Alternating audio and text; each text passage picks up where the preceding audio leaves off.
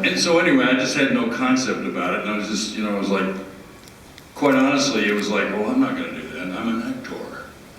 I'm not going to do these conventions. You know, what am I going to do? Sell myself?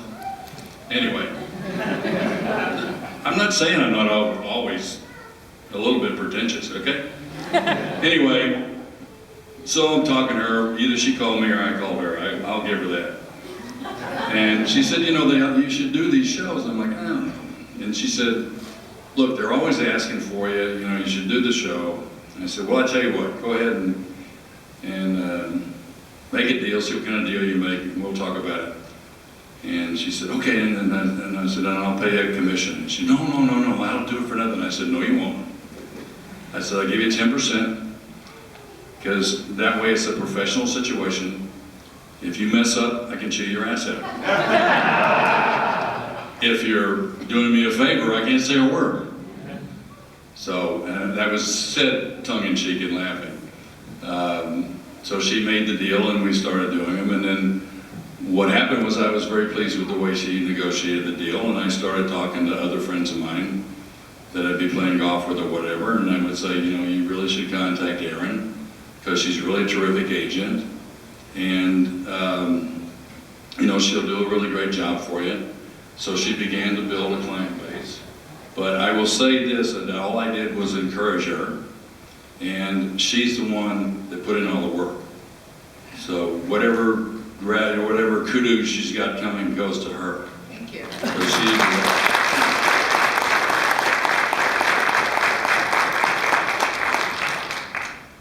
but I think it's my mother's fault. I think we talked about that. Because my mother was a very strong woman. She was always president of whatever organization she was involved with, and I have a great deal of respect for strong women, and I like strong women. And I really hate to see women portrayed weakly. I don't like women being portrayed as ballsy and hard as men. It really ticks me off. It's like, you know, can a woman be a woman and be strong? Must she be a hard-ass, brass-balled man? Can she be strong and still a woman? Yeah. I mean, that just always, it gets me. It's like, you know, anyway, I like strong women and I respect them, and that's it. That's why I make the joke about the fact that I'm a lesbian. I love women, so. Yes?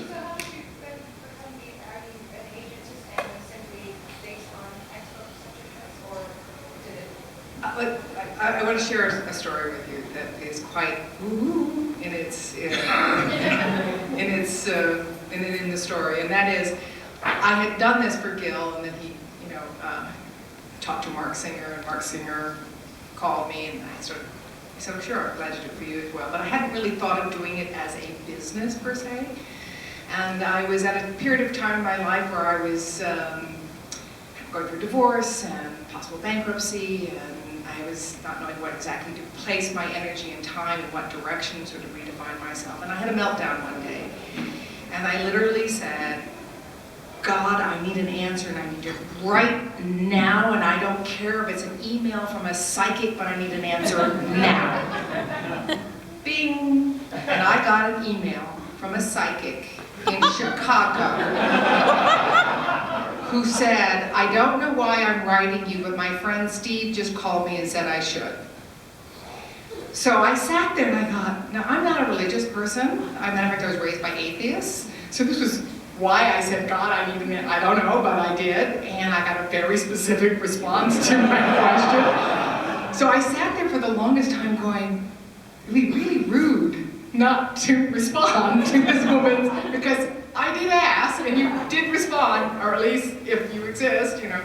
So I thought, well, I can't call a stranger in Chicago to share my problems, but I thought, okay, I will. So I called her up and I explained, and she sort of laughed, and she says, well, I don't do those kinds of readings. I read people who've passed over.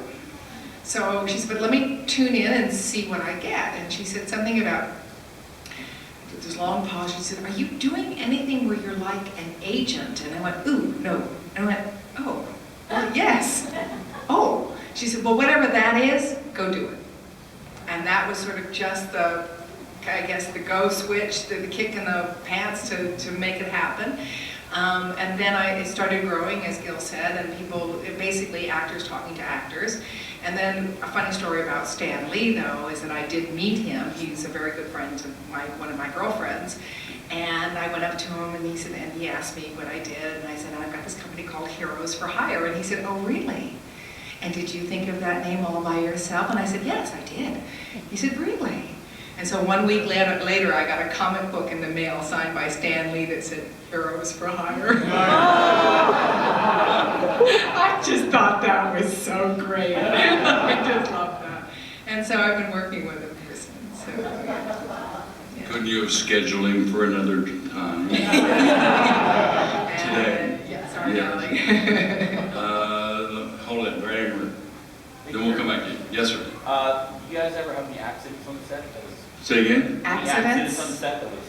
Any what? Accidents on the set. I don't really remember accidents on I the set. well, I did. I had it, well, I see, not on Buck Rogers. I like had, what, go ahead. The no feet in the starfighters. Oh, well, that wasn't an accident. That was just stupidity. stupidity. Have we not been together for 30 years? She finishes my damn sentences. Yeah, that was a stupid thing. I did have a situation where the guy put too much powder in the charge when I fired the laser gun, and then I don't know if you, well, some of you probably know, but they used to hand paint the laser strikes, the laser bars, and frame by frame. And there was a light on the end of the ray gun that I had. So when I would pull the trigger, you know, because you have a couple of them, the light would go on, and of course that would be the cue for the guys in post-production to start drawing the laser to the target. And then what would happen is that in this particular scene, I supposedly shot this lock, and it explodes, and it's just supposed to go like that. And they put too much powder in the thing, and it blew the metal shield right past my face. Yeah, and it was probably a good 10 feet away from me. So they put a little bit too much powder in there. And I was just lucky it wasn't like right here, because it would have just cut off the side of my face. Yeah. The velocity, it actually stuck in the wall behind me. Yeah, I had a similar thing like that on a movie I did for Perry Mason called The Avenging Ace, and they asked me just to The stay. Avenging Eggs? Ace. Oh, Ace, I'm sorry. And there was Reminds me of a joke I heard. Anyway, they said, you know, we're going to explode the helicopter that you've been flying. It's supposed to explode. We're going to be at least 30, 40 feet away. There'll be no problem. We're just going to, you know, we'd just like to have your reaction of your face as you're running from the helicopter, and then the helicopter explodes behind you. Well, I owe my life to William Cat, because he was my co-star at the time, and literally the helicopter exploded, shrapnel went past me, and William Cat threw me down to the ground, and the shrapnel went right past us, and literally went another 30 or 40 feet to where the cameras were, and hit a couple of people. By that time they had lost velocity, but then again, from that point on, I said, hell, let the stunt people do the stunts, you know, and the hell with my close-up, you know, not if it means my life, you know. Yeah, I got injured once from those things are called squibs, that the little charges that they do. I was doing a Western, and it was in a gun battle, and the scene called for me to dive behind a rock as this guy is shooting at me. And so as I dove across the ground to get behind the rock, as my leg went across, there was a squib right there, and it blew a hole in my leg as I went over. Oh, Yeah, I think I've had powder guys have been trying out to kill me for a while. Maybe the same guys on Buck Rogers, I don't know. But it was kind of wild, because it just blew right through my blue jeans and blew a hole in my leg, which was kind of painful. But we did finish the gun battle.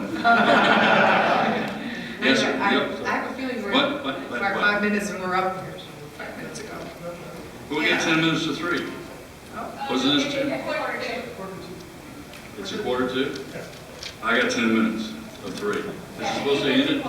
It ends at quarter to. Well, my schedule said 2 to 3. Woo!